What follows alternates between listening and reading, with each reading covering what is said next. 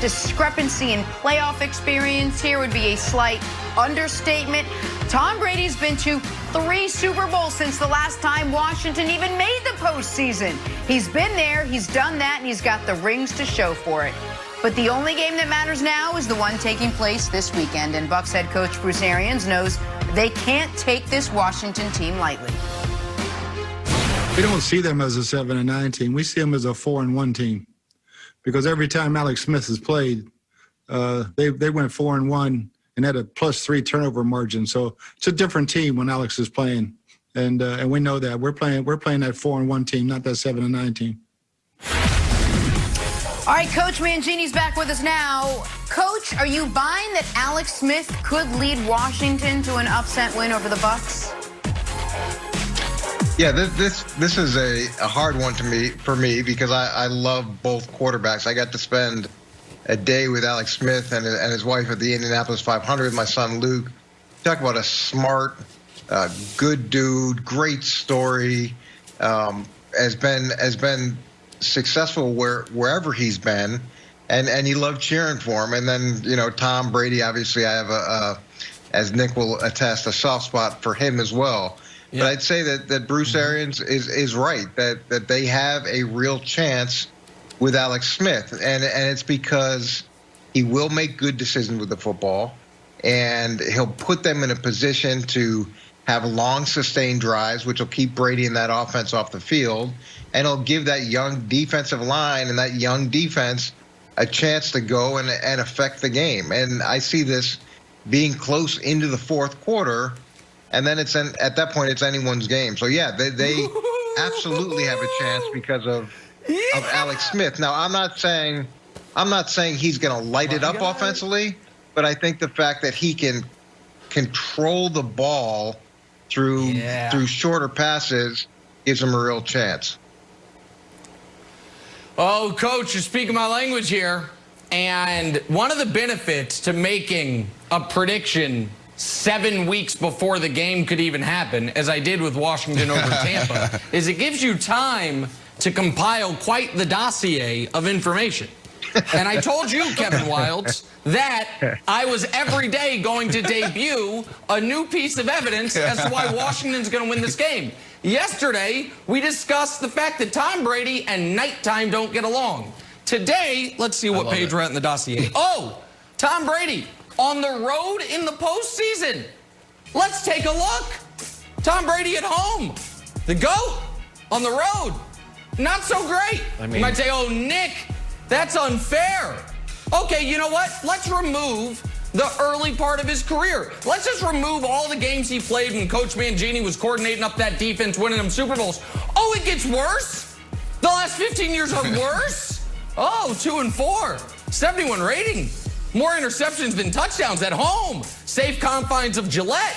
Maybe screwing with the other team's signals and a little, this and that, and maybe the sound went out.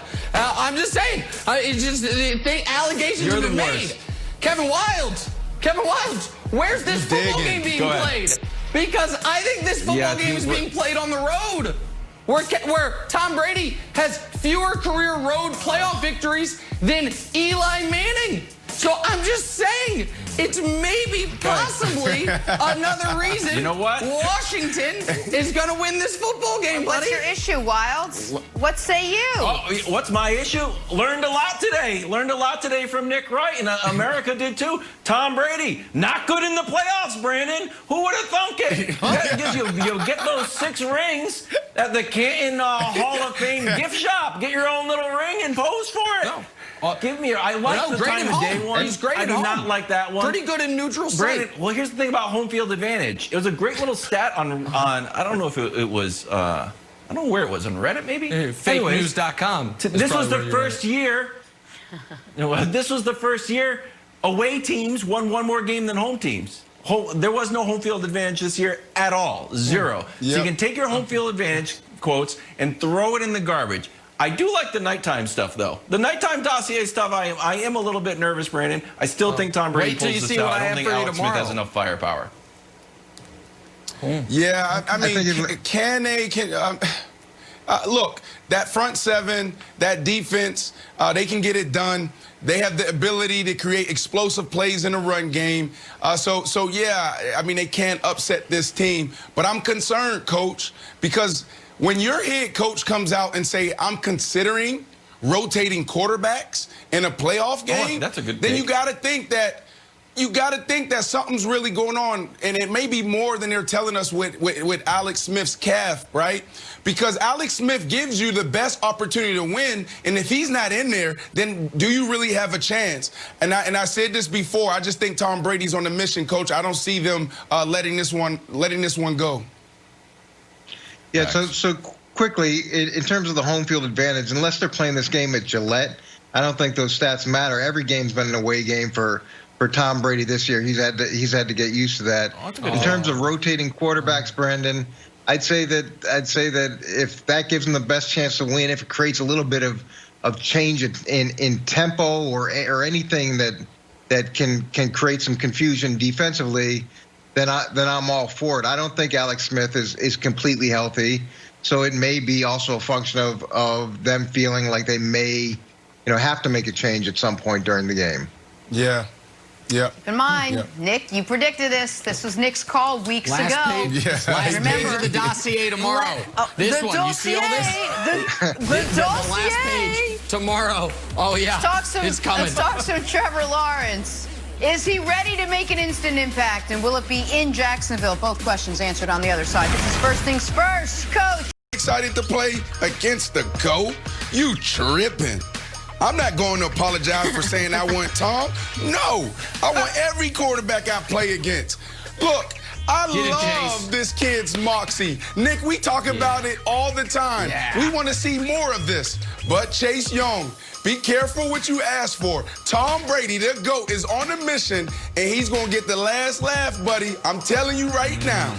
But I love the moxie. I don't know. I texted Brandon this next video. I said, Brandon, is this normal? He said, yeah, he's probably just running late, not a big deal. Texted him back. I said, with all due respect, you're totally wrong. This is a heroic run out, Brandon. I know a hero when I see one. It's John Wolford running out. Then there's another video, though. Golf is back. This is Golf and the Wolfman taking snaps together. So when I looked at the, I was like, what's the reaction to this? Because, everyone's very excited in the comments. Here are a few of them. Let's go! I thought it was about golf. Wolford is better, so this is good. It's all Seahawks fans in the comments super happy that Golf is practicing. Low-key, we want to bend up Golf over Hot Legs Wolford. So, look, Nick, we've talked about this. When the other team is happy with your decision, you're making the wrong decision. Granted, we need to boil that down a little bit. But the fact that Seahawks fans are so happy to see Golf practicing is bad news. The Wolfpack is going to howl. Start Wolford. Anything Wolf-related, Teen Wolf, loved it.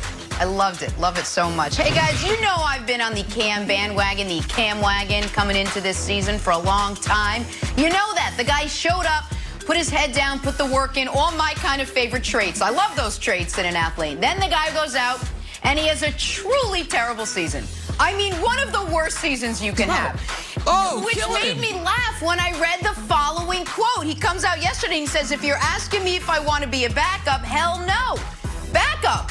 Buddy, I don't know if you're going to be a sixth stringer, an eighth stringer next season. I said, now how do I handle this? I was on the bandwagon. What do I do? I said, okay, I'm going to handle this the way I handle everything else in my life. My 5-year-old thinks she's Beyonce. She can't hold a tune. My 7-year-old thinks she's Brishnikov. She got 2 left feet. My wife thinks she can cook. Not even going to touch it. So, Cam, I'm going to tell you this, buddy. You think you're a starter? Wow. You go be a starter. You don't let any team tell you otherwise. You show up and you command that starting role under center. That's my advice to you. I'm going to lie my way through life. So can she cook or not? Shannon just napalmed the whole house. She can't cook. My whole family got thrown under the bus. They're all there with you. The whole family got thrown under the bus. My God. Just realized that. Hey, let's stay in the NFL. Playoffs getting underway this weekend. We're going to focus on Titans-Ravens. Good old-fashioned playoff rematch. Last year, remember, Ravens riding that